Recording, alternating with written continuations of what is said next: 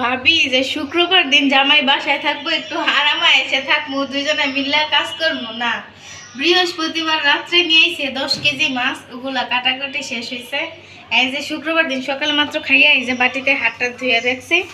এই যে এখন নিয়ে আইছে কি এই তো বড় একটা পাঙ্গাস মাছের, আমার হাঙ্গাইতে কষ্ট হইতেছে, জানি না এটা আমি কেমনে কাটলি।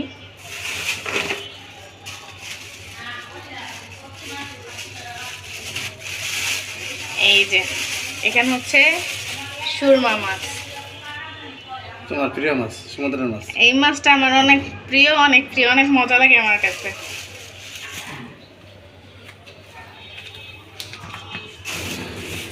এখানে হচ্ছে 2 কেজি ছাটি মাংস।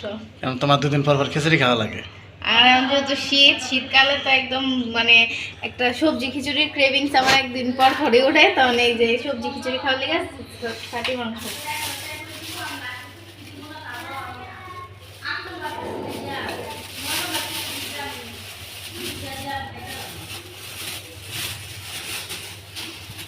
এটা ভালো আছে। এই যে একটা বড় কক মুরগি, অনেক বড়।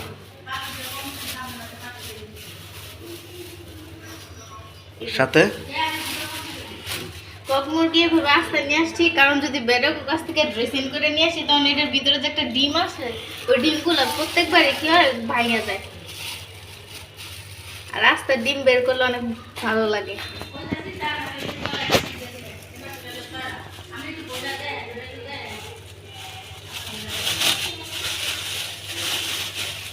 এই যে এটা হচ্ছে গরুর তিল্লি, সবচেয়ে বড়টা 10-12টা গরু খুঁজিয়ে দিই। এই যে আমরা এটার প্রসেসিং দেখাবো আপনাদেরকে পরে। তিল্লি কত বড় দেখছো? এটা সম্পূর্ণ তিল্লি। এই যে পোলাও খাওয়া লাগবে আজকে। পোলাও, বিরিয়ানি মশলা, এখানে হচ্ছে গরম মশলা, এই যে মিঠাই আনছি। মিঠাই সেদিন একটা বাবা পিঠা করছিলাম না 3 কেজি ওজনের, আবার করবো দেখি এক আধ দিনের মধ্যে, ওটার মধ্যে আরো কিশমিশ মোরব্বা এগুলো দিয়ে বানাবো রাজকীয় ভাবা পিঠা। তাহলে এত বাজার আনছি, এলে বাজার দিয়ে তুমি খুশি না? কারণ তোমার এখন অনেক কাজ বাজ করা লাগবে, তাই না? খুশি না, আবার খুশিও, কারণ আমি তো খাইতে পারবো কতক্ষণ পরে, তো এখন কষ্ট হইব।